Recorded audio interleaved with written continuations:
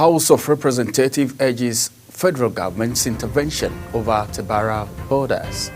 In business, federal government, World Bank at odds over funding strategy on the foreign scene. A Trump in Saudi Arabia signs $142 billion arms deal. In sport, Aruna leads Nigeria's contingent to World Championships. Hello and welcome to all of our viewers in Nigeria and around the world to News Prime on Global Television, coming to you live from the nation's capital, Abuja. I am Ramsey Enoch Agbo. A quick reminder that Global Television is on DSTV channel 365 and Star Times 276. You can download the Global TV Nigerian mobile app for Android and iOS devices to keep track of our broadcast. The House of Representatives has urged the federal government to urgently engage the Republic of Benin over the blockade of all Tabera border in Baratin local government area, Kwara State. Order on Monday 6, 2025, the blockade restricts the movement of people, goods and services, threatening livelihoods and trade. Uyi Agbamafogbe has details. Honorable Mohammed Bio, who moved the motion, warned that the action disrupts a vital agricultural trade routes linking Nigeria and Benin, stalling the movement of produce like cashew and soybeans. The House mandated its relevant committees to intervene and report back in 4 weeks. Concern that the blockage is making life unbearable for people.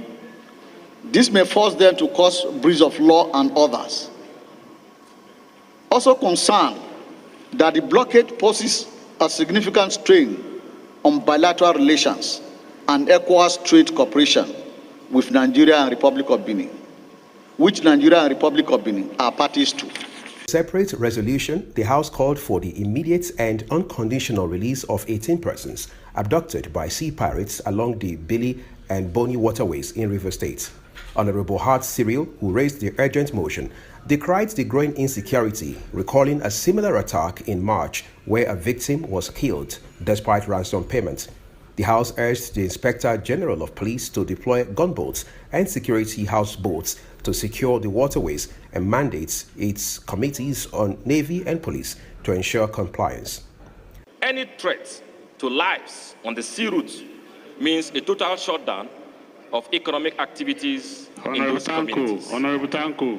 Worried that the pirates kidnapped 18 persons from Billy and Boni communities. Order, please. Honorable Tanko. And made away with cargo boats conveying food supplies and properties worth millions of naira, which significantly impacts the local economy and jeopardizes the livelihood of the people of Billy and Boni.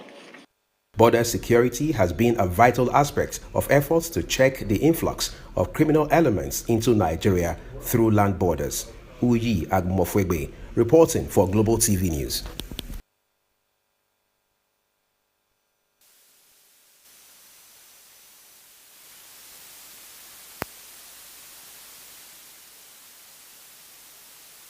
That was one of the 7 constitutional amendment bills slated for second reading.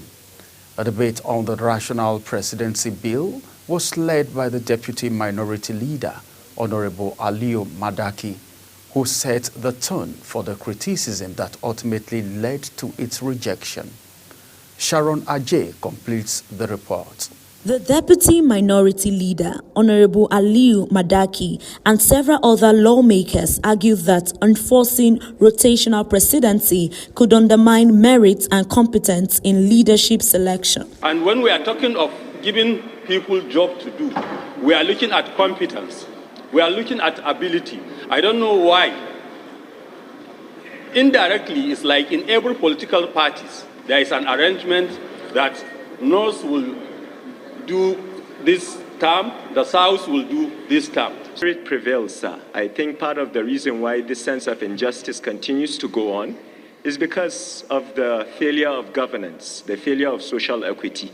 So, Mr. Speaker, I implore that we do not set a dangerous precedent and put it in the Constitution without due diligence, which Are we going to force parties to actually pick someone from each region? How many parties do we have? We need to look at each zone. We need to look at party politics. However, a few members spoke in support of the bill, insisting it would help address long-standing marginalization of certain parts of the country. Question, obviously, is set to cure an age-long injustice in our land, especially the minority zones in the region, in Nigeria, which if the presidency of this nation and the vice presidency of this nation is allowed to be struggled in terms of election, they will not have a chance of getting to that climax. I believe every zone of the country have people with capacity, people that can govern not only this country, can govern any of, even the ECOWAS countries. Following the debate, Deputy Speaker Benjamin Kalu put the question twice and the majority opposed the bill. I put the question again. Those in support that 1 to 7 constitutional review go to the Committee on Constitutional Review for it to progress. Say aye. Aye. Those against say nay. The nays have it. Consequently, all 7 amendment bills were rejected. In response, the chairman of the Committee on Rules and Business, Francis Wave, moved a motion for the bills to be reconsidered individually on their own merits. He is expected to present a substantive motion on the next legislative day to enable the House rescind its earlier decision. Sharon Ajay reporting for Global TV News. Official and figures, government officials have commended President Bola Tinubu's administration for its growing emphasis on culture as a tool for national identity, unity and international relations. The commendations came during a press conference organized by the National Institute for Cultural Orientation at the Brazilian Consulate in Lagos, a part of preparation for the forthcoming World Orisha Congress and Nigeria-Brazil Cultural Exchange. His Imperial Majesty Oni Adeyeye Oniton Ogusi Ojaja II, one of Ife and global patron of World Orisha Congress in Nigeria, praised the President for fostering a climate that supports cultural and traditional institutions. President Bola Tinubu has sworn in 2 newly appointed commissioners of the Independent National Electoral Commission, INEC, as its chairman. Muhammad Yakubu dismissed widespread speculation that he had been removed from office. Speaking with State House correspondents shortly after the Federal Executive Council fake meeting at the Presidential Villa, Abuja, Yakubu affirmed his position and clarified that not such action had been taken by the president. Kike Lomo Okere completes the story. The Independent National Electoral Commission Chairman Mahmood Yakubu revealed that the Commission had forwarded 142 recommendations to the National Assembly as part of ongoing efforts to reform Nigerian electoral process. Following its internal review of 2023 general elections, Yakubu expressed satisfaction with lawmakers' response and piece of action. Weeks ago, we had a retreat in Lagos with the Joint Committee of the Senate and House of Representatives on Electoral Reform. Thereafter, the National Assembly is going to organize a public hearing, and it's after the public hearing that now a new bill will at the end of the day be submitted to the President for assent. So we're working with the National Assembly on electoral reform. The submission of recommendation and continued legislative engagement, Yakubu says, were part of the Commission's commitment to ensuring more credible and transparent election in the future. Kike Lomo Okere, Global Television News. The Nigerian Defense Academy, that is NDA, has announced the screening process for the 2025 admission cycle for the 77 regular course on May 24. The academic's public relations officer, Major Mohammed Madawa, announced it in a statement in Kaduna. Madawa said the academy wishes to inform the public and specifically all applicants of the 77 regular course that the screening process for the 2025 admission cycle is underway. Governor Dauda Lawal has flagged off the distribution of debit cards for the beneficiaries of the World Bank Finance Cash Transfer Scheme.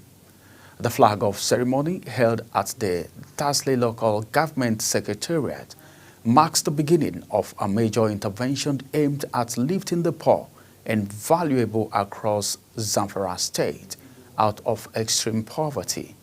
Samuel Odi has more. The government's Conditional Cash Transfer Scheme is a social protection program supported by the World Bank, targeting poor and vulnerable households with financial assistance to improve their standards of living. Zamfara State Governor Dauda Lawal reaffirmed his administration's commitment to support the most vulnerable members of the society. He described the launch as the milestone in his mission to rebuild a more inclusive and prosperous Zamfara. The purpose of this empowerment is to enable you to invest in your future so that you can support yourselves and your families and contribute to the growth of our local as well as national economy.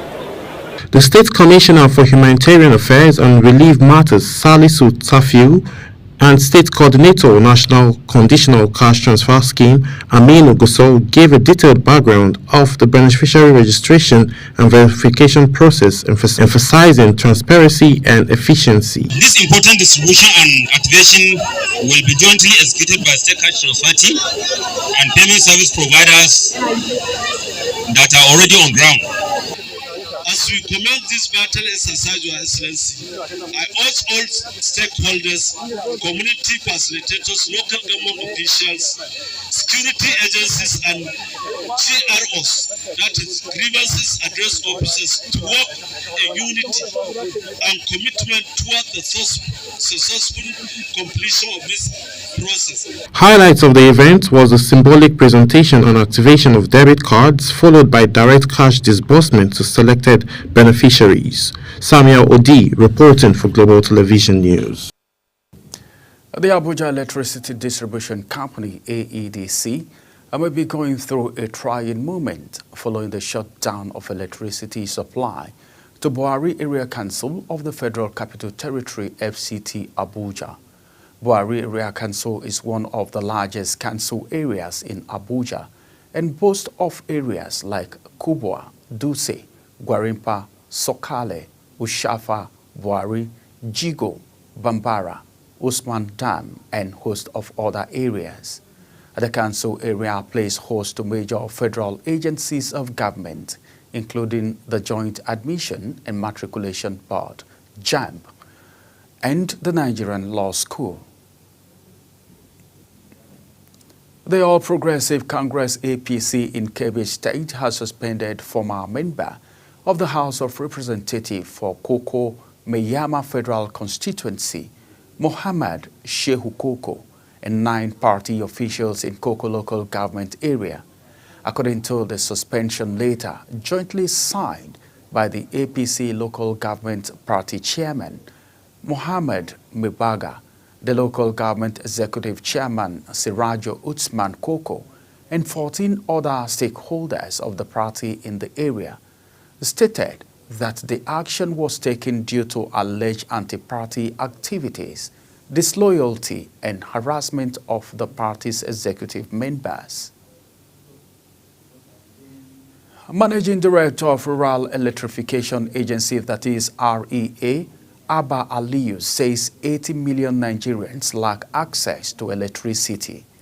Speaking during the Hawaii Day 2025 Nigeria, Aliyu noted that the agency is expected to provide staple water to 17.5 million residents 237,000 micro, small and medium enterprises and 3,030 state-owned hospitals.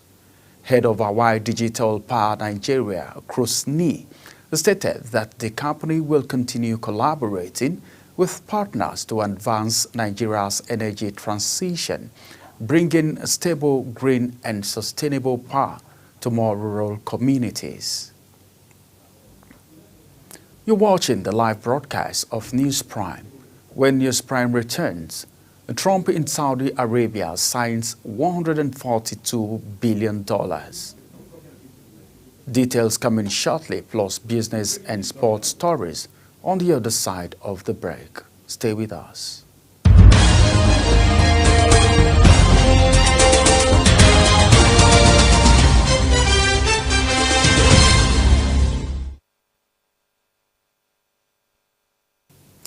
Welcome back. Now in business. The World Bank has described Nigeria's 2025 federal budget as overly ambitious, warning that the federal government may be forced to turn to the Central Bank of Nigeria's way and means facility to finance likely revenue shortfalls. The bank gave this warning during the public presentation of its latest Nigerian Development Update report, titled Building Momentum for Inclusive Crown in Abuja. President Bola Tinubu signed the 2025 Appropriation Act into law, approving a record budget of 54.99 trillion naira, the highest in Nigeria's history. In another development, the World Bank has queried the remittance of the proceeds of the petrol subsidy removal by the Nigerian National Petroleum Company Limited, that is NNPCL. President Bola Ahmed Tinubu announced the removal of petrol subsidy. The policy was projected to save the federal government billions of dollars annually. The petrol subsidy removal, as justified by the government, was expected to free up funds for critical infrastructure, social programs. In a move that could send shockwaves through immigrant communities, lawmakers in the United States have introduced a draft bill proposing a 5% excise tax on all remittances sent abroad. The bill, unveiled by House Republicans, targets a financial transfer from U.S. residents to presidents in foreign countries. While it broadly affects immigrants' families, the proposed tax poses a challenge for Nigeria, a country heavily dependent on funds sent by its diaspora.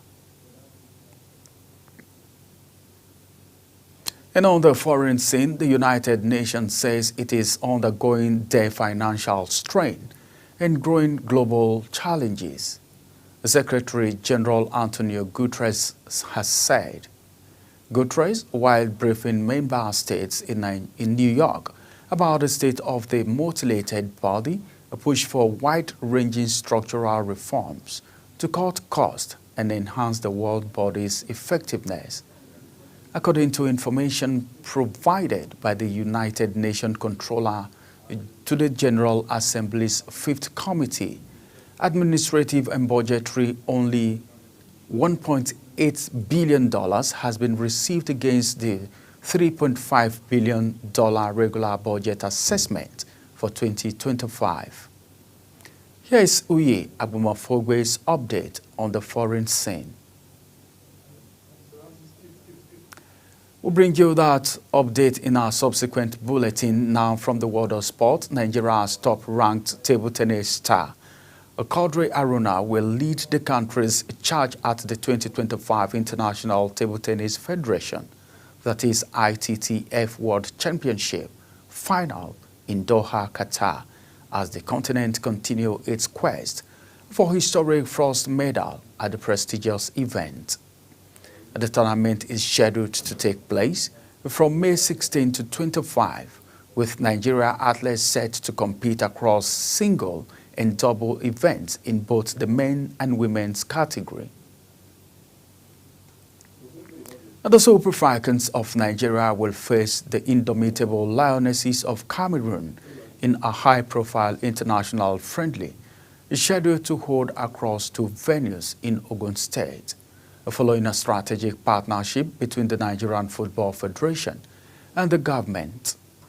The Federation's President Ibrahim Gusau, the matches are part of broader efforts to decentralize top-level football events and strengthen the country's football economy through greater collaborations with state governments. The first match will be played at the Remo Star Stadium in Ikenne on Saturday, May 31, while the return leg will take place at the recently upgraded MKO Abiola Sport Complex in Abeokuta on Tuesday, June 3. Real Madrid are actively exploring defensive reinforcement ahead of the new season with centre-backs Dean Huijsen, William Salabi and Ibrahim Konate on the club's shortlist. According to transfer expert Fabrizio Romano reported via X that Huijsen, who has a €50 million release clause, is particularly keen on a move to the Spanish capital and is currently waiting for the club to take formal steps. Despite the interest from Real Madrid, a Premier League side Chelsea and Liverpool are also pushing hard to launch the 19-year-old, with all 3 clubs prepared to trigger his release clause and are in talks with the players' representatives. On Global TV News Prime, the House of Representatives has urged the federal government to urgently engage the Republic of Benin over the blockade of the Taraba border in Barotin local government area, Kwara State. In business, the World Bank has described Nigeria's 2025 federal budget as overly ambitious, warning that the federal government may be forced to run to the Central Bank of Nigeria's way and means facility to finance likely revenue shortfalls. And on the foreign scene, Donald Trump and Saudi Crown Prince Mohammed bin Salman signed a $142 billion defense agreement. In sport, Nigeria's top-ranked table tennis star Quadri Aruna will lead the country's charge at the 2025 ITTF World Championship final in Doha, Qatar, as the continent continues to its quest for a historic first medal at the prestigious event. And that's it on Global TV News Prime. A quick reminder that Global TV is on DSTV channel 365 and Star Times channel 276. Kindly follow us across all social media platforms now showing on your screen using @Global TV NG. And you can download the Global TV Nigerian app for Android and iOS devices to keep track of our broadcast. I am Ramsey Enoch Agbo. Thank you for watching.